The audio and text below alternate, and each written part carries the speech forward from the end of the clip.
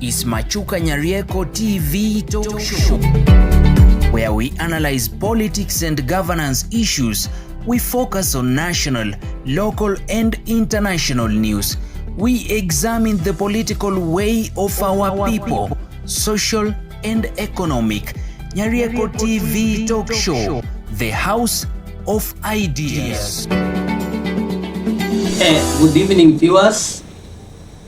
This is Machuka Nyarieko TV Talk Show, the house of ideas. And this evening, we are now going to shift our focus to what is likely to happen after the instauration of Kithure Kindiki as the deputy president of the Republic of Kenya. What way next? What is the way out for the people of Kenya? Kindly, before we proceed, if you are watching this channel for the first time, subscribe so that whenever we produce another video, YouTube will automatically notify you. And thanks to our subscribers for your continued support. Now, back to our discussions today. Do you think, if I begin by asking a question, do you think President William Ruto has fully fixed the problems of Kenyans by endorsing Kithure Kindiki as his deputy president through the process of impeachment? Of course, people said today, yeah, the president appeared to be very joyful during the ordination, during the swearing in of Kithure Kindiki. Do you think the problems of governance have been fixed? Because in addition to that, President William Ruto did admit that he has been having issues. He has not much has taken place since he took over the office. Was it because of Rigathi Gachagua? And if it was because of Rigathi Gachagua, which areas of the economy did Rigathi Gachagua prevent him from executing his duties? Having that in Kenya we have clear separation of powers. Which areas did he infiltrate to stop development from taking place? And most importantly, him being the deputy president and not the man in charge, having ministries, parastatals, government, departments, having the judiciary, having the legislature. There begs the question, how did this man, Rigathi Gachagua, stop the development of the nation in the last 2 years that have gone? Is it politics? But my main focus this evening is on what next. What is the way out for Gachagua? One, there are several ways in which Rigathi Gachagua can navigate this. The first one, he can continue fighting for justice in the courts of law. And there is a possibility that he can be vindicated from the issues that have that were used to impeach him, because on the day of impeachment, during the National Assembly proceedings, we did see the owner of the motion mover was not aware of what he was executing. Two, he can go ahead now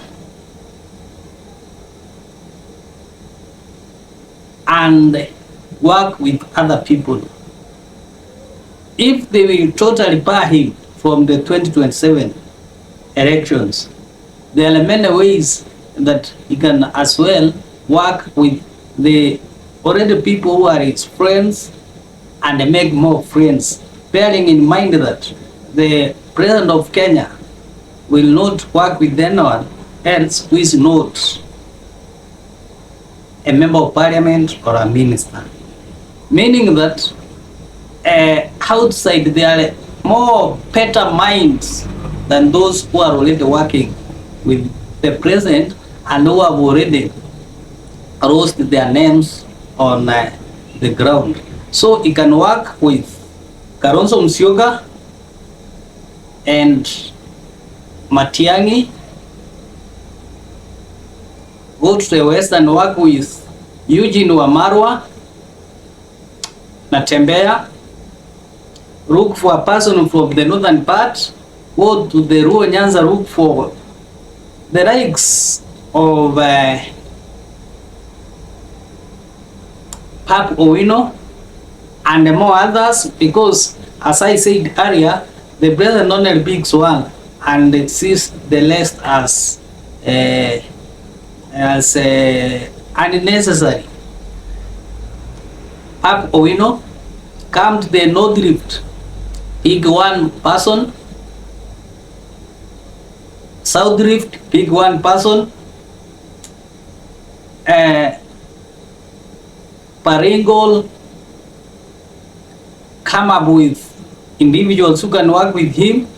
Then we go to Narok counties and Kajiado to come up with individuals whom they can work with, of which there will be many than those who will be supporting the current regime because of the unpopular policies that they continue propagating.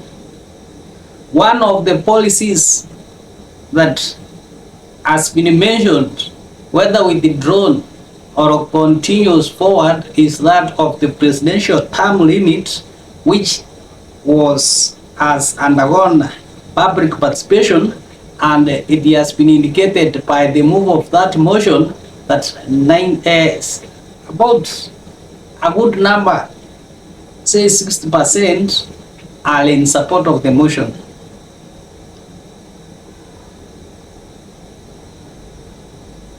So,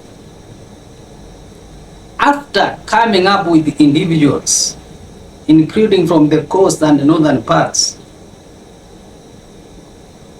he should consolidate, or they should consolidate the Mount Kenya Ridge Fort area.